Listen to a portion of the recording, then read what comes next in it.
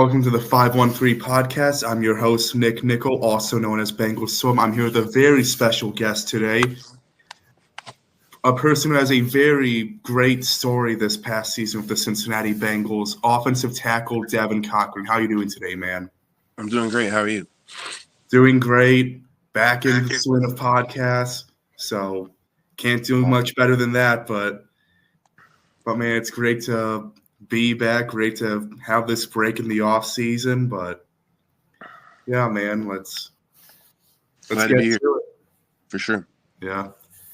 All right. So, first question I have for you today is: you got your first career snap against the Las Vegas Raiders, and it was a touchdown. Can you talk to us about just how everything went down and how it felt to be in that moment? Yeah.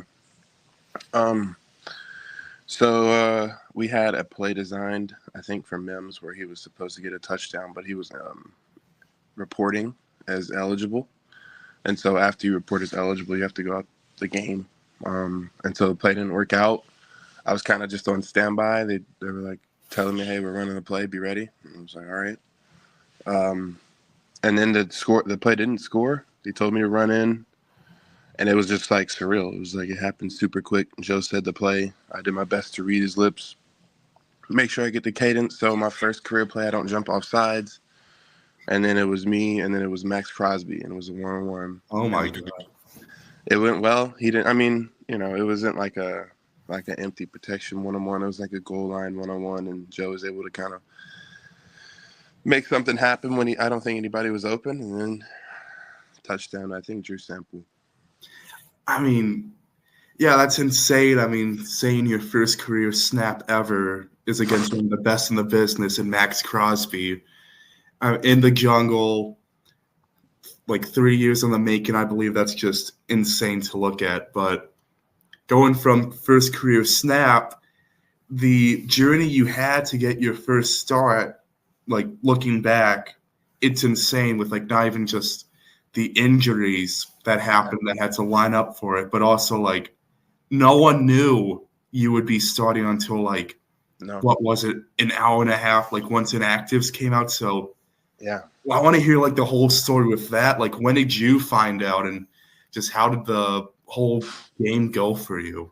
Man, it was so weird because I told myself, like, for one, I'm always just gonna kind of just be fluid, like the term "be like water." And I remember it was, I think, was it Saturday? It was Friday, maybe even Saturday, the day we traveled before the game. But Frank, our coach, told us, he kind of gave us a notification, just a heads up. Hey, Cody's feeling sick, kind of under the weather. Be ready. And so I didn't really, take it to heart, just because I wasn't gonna listen to Frank say that and then start overthinking about Cody and overthinking about Tennessee and overthinking about the game. As weird as it sounds, maybe being shocked actually might help you. You don't have as much time to worry. You just have time to buy into your process, make sure your body's ready, and make sure that you know the plays and that you're ready to play. And then, so we traveled to Nashville. Super, super, super, super surreal experience because I went to Vanderbilt there. So, like, I went there for 4 years. So, being back after a while, to play against a team that, you were, as a sophomore sitting at the river in front of their stadium, just reading a book, like never would have thought 4, 5, 6, 7 years ago that I'd be here.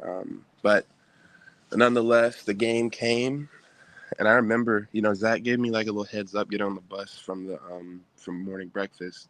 He's kind of like, hey, Cody's still kind of under the weather. We don't know. You might be starting. Just be ready. And I'm just, I'm hearing him. I'm listening to my music, and still hadn't really hit me. Get to the locker room, and I'm looking at Cody, and you can tell he's under the weather, and the trainers are around him, and he's kind of in and out. And then I remember, maybe an hour and a half. I don't know. But Zach came up to me, and he's like, all right, you're starting. I look over, and one of the trainers, Matt Summers, he kind of mouths at me. He's like, you're starting. I was like, all right. I just started warming up intensely. It was just like, I don't really know what happened after that. It was kind of just, I got the heads up, and I just kind of jumped in. I jumped in the water, and it was no time to really kind of analyze or overthink anything. It was just, you have to play because the game doesn't really stop for anybody. I noticed it just goes. You have a role. You're 1 out of 11, and my job there was to be 1 out of 11. And I mean, it's like trying to think of the term where you just kind of get into your process and everything is just happening, and it's happening really fast. And then after 60 minutes was over, the game was over. We won. I was super excited, happy, and people were coming up to me, talking to me, and I had a really good play, and that play did pretty good online. It was just like, wow, this was the first time, I started to see my career kind of come into fruition all the years. And I think the biggest reason my nerves weren't necessarily killing me. Came out the game, and obviously, you have to warm up and get your feet wet and get comfortable. But the biggest thing in my head was, I thought about when I started playing football. I started thinking about all the hardest times, where it was just where I didn't know if I could do it anymore. The hard bus rides to practice, the early mornings in high school, having to put down other hobbies and other things to play. And that was like maybe 13, maybe 11, 12 years ago. So 11, 12 years of preparation, man, gets you ready. I mean, yeah, man, that whole experience just seemed, because, like, again, no one had any idea Cody was going to be out for that game. So, and then no one had an idea if it was going to be you or Andrew or Cocker. Like, no one knew anything until warm-ups were happening. So just seeing that, and then seeing, like, you actually look really good that game, it was like, Thanks. I mean, just looking back, seeing how you were coming out as an undrafted free agent, and then slowly but surely make your way to the 53 and then to the starting lineup. I mean, yeah, I just gotta say that's insane for you, and it's just hopefully just keeps getting better from there. It's experience, man. Really, really good. And the coolest thing I think about playing the first game starting in Nashville is, I have so many old memories there and so many old friends, and I had people messaging me afterwards like, hey, we didn't know anything. It's like you said, the thing about they didn't know if Devin or Andrew was going to play. It's like, I don't think anybody really even knew who either of us were or either of us are. So that was the first opportunity to, I think, kind of get my name on the map. So it was really good for me. Yeah, man. Hell, I remember someone, like, online in, like, a Bengals group chat, just said, "Oh my, did Orlando change his number?" I'm like, but Man. but all right. So next question I got for you is, Orlando Brown talked about this in his locker room interview last week. What are your thoughts about the Bengals departing from Frank Pollack? Oh, man. I really, really enjoyed Frank's coaching, particularly this year. And that was because, again, just the process of, I think, going from practice squad to 53 or just being on a team, for 2 or 3 years, I think creates like just an opportunity for a really detailed symbiotic connection with a coach. And then when you pair that with, being on P squad and not getting the looks that you want to get and feeling like, you're just kind of behind the curveball or whatever the saying is, just, you don't have it. You have to go harder even when it feels like you're not being noticed. And, I feel like with Frank, it was a lot of opportunity, at times to really just try and show him like, hey, I can do this.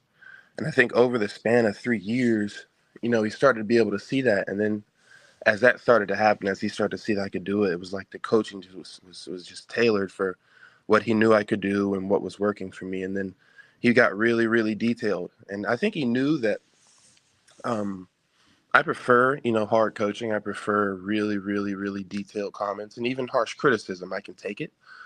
And so that really worked for me. I remember after a few games, I texted Frank and told him just how much I really liked him coach. I really liked his coaching style just because he pushed me. And I told him, I was like, all the things, all the really detailed stuff that you say I can do it.